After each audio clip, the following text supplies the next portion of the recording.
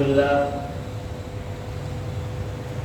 لله الذي نحمده ونستعينه ونستغفره ونعوذ بالله من شرور أنفسنا ومن سيئات أعمالنا من يهده الله فلا مضل له ومن يضلله فلا هادي له. أشهد أن لا إله إلا الله وحده لا شريك له وأشهد أن سيدنا محمدا عبده ورسوله. اللهم صل وسلم وبارك على سيدنا محمد وعلى آله وصحبه أجمعين ومن تبعهم بإحسان إلى يوم الدين. أما بعد، فيا عباد الله، أوصيكم ونفسي بتقوى الله فقد فاز المتقون. قال الله تعالى في كتابه الكريم: أعوذ بالله من الشيطان الرجيم. بسم الله الرحمن الرحيم. يا أيها الذين آمنوا اتقوا الله حق تقاته ولا تموتن إلا وأنتم مسلمون. وقال تعالى في آية أخرى: بسم الله الرحمن الرحيم. لقد خلقنا الإنسان في أحسن تقويم. صدق الله العظيم. Hadirin jamaah yang dimuliakan oleh Allah Subhanahu wa taala, selalu kita ucapkan rasa syukur kita kepada Allah Subhanahu wa taala.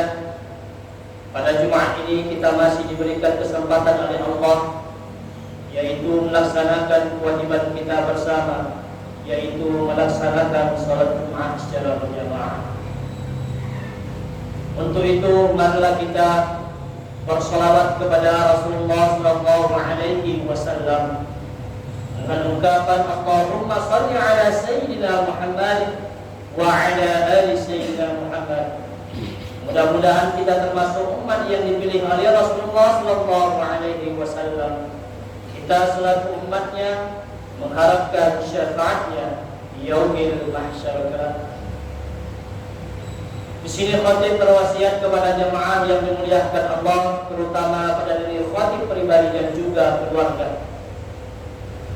Marilah kita meningkatkan ketakwaan kita kepada Allah Subhanahu wa taala, membuktikan rasa syukur kita kepada Allah, yaitu melaksanakan perintah Allah dan menjauhi yang telah dilarang olehnya. Maka dari itu bahwa mudah-mudahan kita menjadi hamba dan syakur, yaitu hamba yang bersyukur akan nikmat Allah Subhanahu wa taala dan dijauhi dari abdan kufur, yaitu hamba yang kufur akan nikmat Allah Subhanahu wa taala. Hadirin jemaah Jumat yang dimuliakan Allah, pada Jumat kali ini kita akan membahas tentang manusia yang berpaling dari kitab Al-Quran Al-Karim. Rasulullah sallallahu alaihi wasallam diutus oleh Allah Subhanahu wa taala, yaitu memberikan suri tauladan yang terbaik kepada seluruh umat manusia, terkhususnya kepada umat Nabi Muhammad sallallahu alaihi wasallam. Allah Subhanahu wa taala memberikan amanah kepada Nabi Allah Nabi Muhammad sallallahu alaihi wasallam sebagai khataman nabiyyin, yaitu penutup dari segala nabi. Tiada nabi selain Nabi Muhammad sallallahu alaihi wasallam sebagai penutup dari segala nabi. Maka dari itu bahwa Allah Subhanahu wa taala memberikan amanah kepada Nabi Allah berupa kitab Al-Quran Al-Karim. Ketika itu Rasulullah sallallahu alaihi wasallam pun pertama kali firman Allah Subhanahu wa taala yang diberikan kepada Nabi pada saat itu Nabi berada di Gua Hira, yaitu Iqra, baca. Kata baca itu maknanya sangat luas yang kita ketahui. Kita dituntut bahwa sebagai manusia berupaya, berikhtiar, berdoa kepada Allah Subhanahu wa taala bagaimana cara kita untuk sebagai umat Nabi Muhammad, yaitu mencari sebuah ilmu. Sebuah pekerjaan itu mudah jika kita bergali dengan ilmu kita. Jika kita mengetahui bahwa menolong sesama manusia itu adalah kewajiban bagi kita bersama, itu adalah merupakan ilmu bagi kita.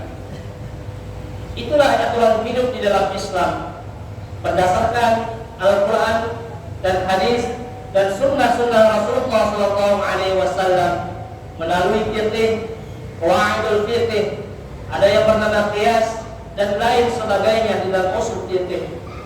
Maka dari itu bahwa jika tidak ada aturan dalam berkehidupan di dalam manusia ini, maka manusia akan saling menyalahkan, akan saling rusuh-merusuh satu sama lainnya. Bukankah dalam berkehidupan Allah Subhanahu wa ta'ala itu selalu mengingatkan kepada kita, afala tatafakkarun, afala ta'qilun. Apakah engkau tak pernah berpikir? Apakah engkau tak pernah berakal? Maka dari itu bahwa Allah Subhanahu wa ta'ala itu menciptakan 4 golongan di antaranya. Yang pertama adalah ada makhluk yang diberikan oleh Allah Subhanahu wa ta'ala, yaitu akal saja, yaitu para malaikat. Apakah golongan kedua? Yaitu ada makhluk yang Allah ciptakan yang hanya diberikan nafsu saja, yaitu para hewan ataupun binatang lainnya. Yang ketiga, Allah Subhanahu wa ta'ala tak memberikan akal, tak memberikan nafsu. Seisi alam semesta di dalam dunia ini, tumbuh-tumbuhan yang apa Allah berikan kepada kita bersama, kita nikmati, kita makan dari tumbuh-tumbuhannya. Maka dari itu bahwa Allah Subhanahu wa ta'ala yang terakhir menciptakan manusia, yang Allah berikan akal, yang Allah berikan nafsu.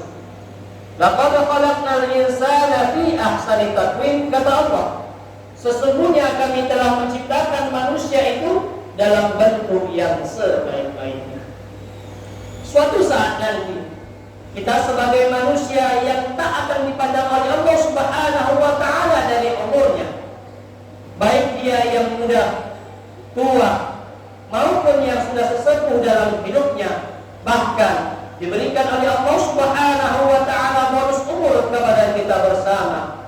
Bukankah umatnya Nabi Muhammad SAW di umur 63 tahun ke atas, maka Allah Subhanahu wa ta'ala telah memberikan kesempatan kepada kita bersama. Kita melihat bahwa hari ini masjid kita dalam keadaan renovasi. Sebagai masyarakat, kita seharusnya sadar bahwa kita harus memberikan hal yang terbaik, apalagi dalam segi ibadah.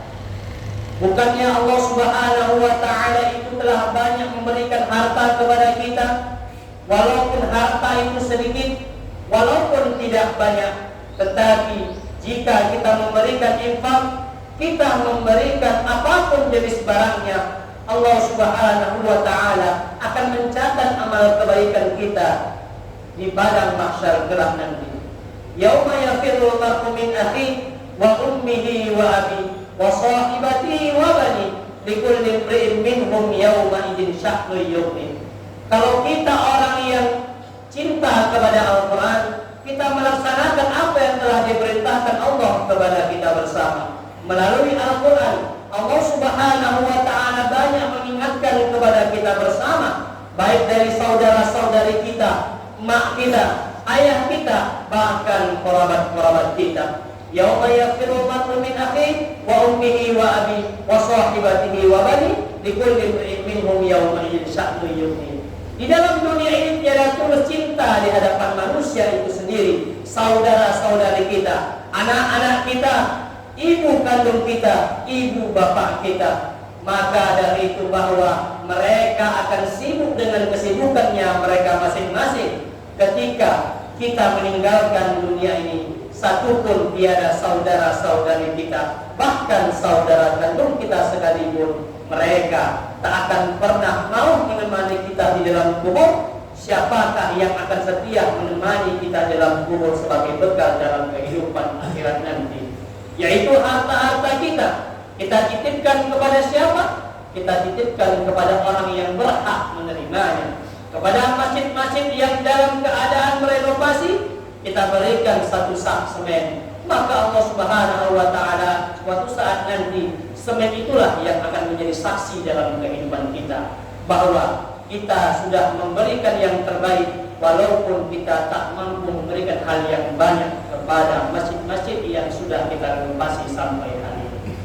Maka dari itu bahwa terkadang apa? Harta yang kita tinggalkan di dalam dunia ini, ketika kita mati, tak akan manusia ingat kepada kita selain kebaikan yang kita punya.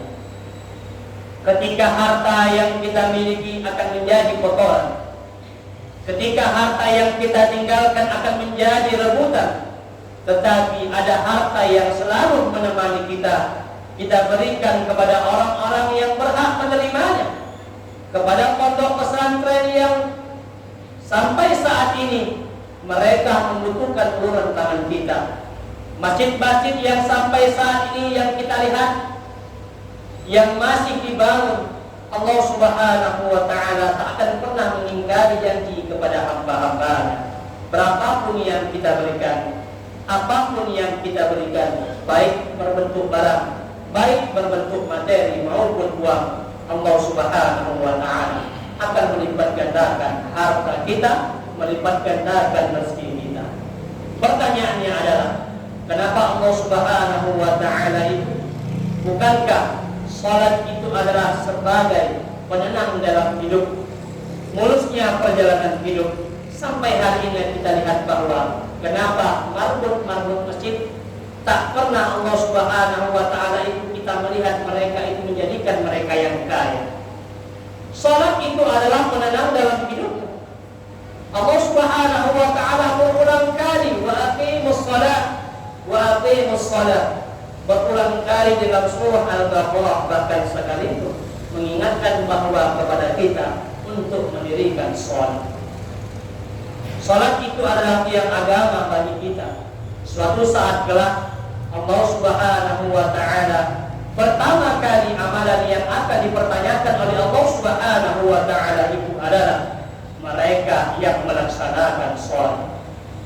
Sudahkah kita mengingatkan kepada anak-anak kita, kepada saudara-saudari kita, ibu dan bapak kita, bahwa salat itu adalah penenang bagi kita, mulusnya perjalanan hidup? Walaupun kita pernah berpikir bahwa kenapa Allah Subhanahu wa ta'ala itu tak pernah memberi rezeki yang lebih kepada kita, walaupun kita sudah melaksanakan salat, memberikan sedekah yang begitu banyak, kenapa Allah Subhanahu wa ta'ala telah tak memuluskan dalam hidupku?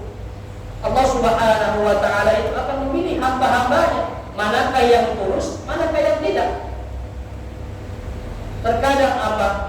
Walaupun hati ini terpaksa, hati ini gundah gulana, hati ini sangat berat, laksanakanlah apa yang telah diperintahkan oleh Allah Subhanahu wa ta'ala kepada kita bersama. Apalagi hari ini kita melihat bahwa orang yang jauh dari Al-Quran, orang yang jauh dari perintah Allah, bahkan sampai hari ini kita melihat generasi kita susah untuk membaca kitab Al-Qurannya sendiri. Al-Quran itu bukan hanya dibaca saja, tetapi diamalkan, mempelajari ilmu tajwidnya, mempelajari tafsir-tafsir yang sudah diberikan ulama kepada kita bersama. Maka dari itu bahwa Allah Subhanahu wa ta'ala memberikan aturan kepada kita bersama. Bukankah kalau kita bekerja, misalnya kalau kita bekerja di dalam kantor ataupun di balai desa ataupun di balai swasta dan lain sebagainya, bukankah aturan itu akan diberikan kepada kita bersama? Begitu juga kepada Allah.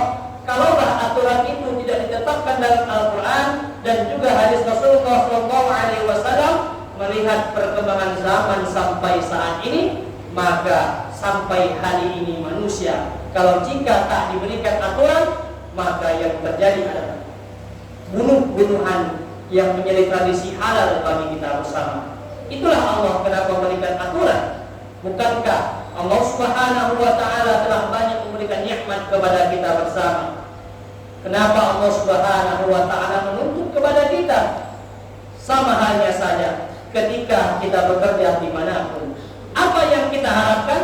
Yang kita harapkan itu adalah upah dari yang selama hari ini kita bekerja. Begitu juga Allah akan mengharapkan upah kepada kita sunnah, terutama kita melaksanakan sholat. Hadirin jamaah yang dimuliakan oleh Allah Subhanahu wa taala. Allah Subhanahu wa taala berfirman di dalam surah Al-Wahl di ayat 11, A'udzu billahi minasyaitonir rajim. Bismillahirrahmanirrahim. Innallaha la yughayyiru ma biqaumin hatta yughayyiru ma bi anfusihim. Yang artinya adalah sesungguhnya Allah tidak merubah nasib suatu kaum sehingga mereka mau merubah nasibnya sendiri. Dari tafsir ayat tersebut bahwa manusia wajib berusaha untuk mencari kebaikan dunia maupun di akhirat. Maka dari itu bahwa kalau kita cinta terhadap Al-Quran, cinta terhadap hadis, cinta kepada Rasulullah SAW, terkadang dalam segi kesehatan pun Allah Subhanahu wa taala banyak menurunkan kepada kita bersama. Bukankah setiap hari selalu kita mendengar azan, yaitu dalam lafaz asyhadu anna Muhammadar Rasulullah? Seharusnya apa? Seharusnya kita ambil jempol kita cium, kita baca marhaban ya habibi qurratul a'yun Muhammadar Rasulullah sallallahu alaihi wasallam. Kita cium kedua jempol kita usap kedua mata kita. Insya Allah apapun yang kita lihat selama hari ini kurang jelas, Allah akan jelaskan penglihatannya. Allah jauhkan dari penyakit mata. Kenapa? Ketika Rasulullah sallallahu alaihi wasallam apapun yang ada di dalam badannya, bahkan keringatnya sekalipun, Allah Subhanahu wa taala memberikan yang terbaik kepada Rasul. Wanginya keringat Nabi. Di manakah ketika Rasulullah sallallahu alaihi wasallam meninggalkan dunia ini? Ketika itu ada yang memandikan jenazah Rasulullah sallallahu alaihi wasallam, kemanakah air mandi Rasulullah? Ketika itu ada seorang rakyat bertanya kepada rajanya, "Wahai raja, kemanakah air mandi jenazah Rasulullah sallallahu alaihi wasallam?" Ketika itu dimandikan oleh para sahabat dan lain sebagainya. Kemudian apa yang dikatakan raja ketika itu kepada rakyatnya? "Wahai rakyatku, aku tidak tahu kemanakah air mandi Rasulullah SAW itu berada." Kemudian raja itu berkata kepada rakyatnya, "Wahai rakyatku, berilah aku waktu 3 hari untuk memikirkan di manakah air mandi jenazah Rasulullah SAW itu dijatuhkan." Kemudian ketika itu raja termenung di dalam tempat tidurnya. Dia berpikir ketika itu, kemanakah air mandi jenazah Rasulullah SAW? Rupanya raja itu tertidur di dalam tidurnya. Ketika itu dia bermimpi berjumpa kepada Rasulullah SAW. Singkat ceritanya, ketika itu dia bertanya kepada Rasul, "Ya Rasulullah, di manakah air mandi jenazahmu ya Rasulullah?" Kemudian Rasul menunjukkan kepada pemuda yang ada di samping Rasul, "Pergilah engkau bertanya kepadanya." Rupanya ketika itu tak kunjung ketika itu berkatalah seorang pemuda kepada raja ketika itu memimpin suatu negeri. Kemudian berkata, rupanya ketika itu tak sampai dalam tidur lelapnya dia tersadar. Keesokan harinya raja itu memberikan jawaban kepada rakyatnya. Kemudian rakyatnya bertanya lagi kepada raja tersebut, "Wahai raja, bagaimanakah pertanyaan kami pada ketika itu kami lontarkan kepadamu, kemanakah air jenazah mandi Rasulullah SAW itu dijatuhkan?" Kemudian apa yang dijawab ketika itu? Rupanya yang bertanya kepada raja itu adalah yang ditunjuk oleh Rasulullah SAW itu di atas mimpinya. Kemudian apa yang dikatakan raja kepada rakyatnya? "Wahai rakyatku, sesungguhnya air mandi jenazah Rasulullah SAW itu diangkat oleh Allah Subhanahu wa taala ke atas langit. Kemudian setiap hujan ketika itu turun, maka setiap tetes-tetesan yang ada di seluruh dunia ini, termasuk Masjid Al-Amin ini, disitulah ketika Allah Subhanahu wa taala menurunkan hujan, meneteskan air mandi jenazah Rasulullah SAW jatuh ke benteng ini, bernamakan Masjid Al-Amin. Maka setiap tetesan itu terbangunlah masjid ataupun mushola dimanapun dia berada, tetesan air mandi jenazah Rasulullah SAW ketika hujan. Itulah dahsyatnya Rasulullah SAW sebagai suri tauladan bagi kita bersama. Maka dari itu bahwa sesungguhnya kalau cinta kita terhadap Al-Quran, kita termasuk adalah orang yang beruntung. Apalagi kita cinta terhadap masjid, memakmurkan masjid, memberikan infak sedekah kepada masjid, maka sesungguhnya Rasulullah SAW akan senang kepada kita. Apalagi di setiap masjid nanti dikumandangkan azan, di setiap sholat 5 waktu kita senantiasa berselawat kepada Nabi Muhammad SAW.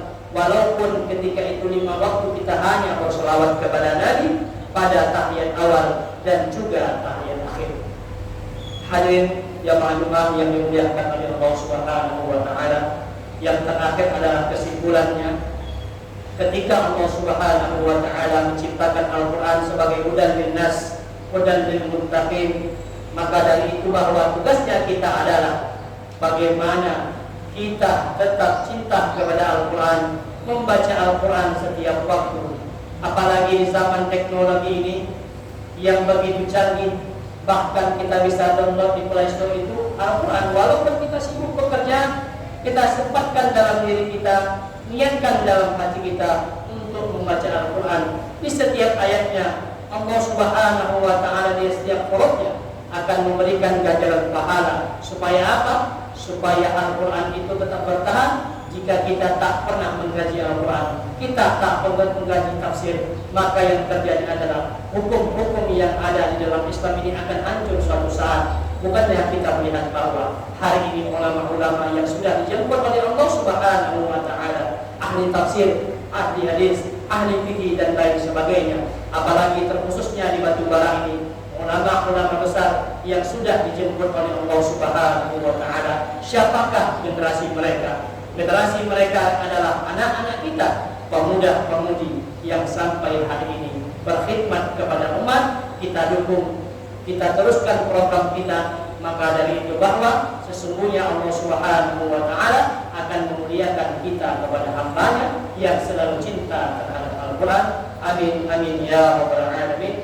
Barakallahu li wa lakum bil Qur'an azim wa nafa'ani wa iyyakum bima fihi min al-ayati wa dzikril hakim wa taqabbala minni wa minkum tilawatahu innahu huwal ghafurur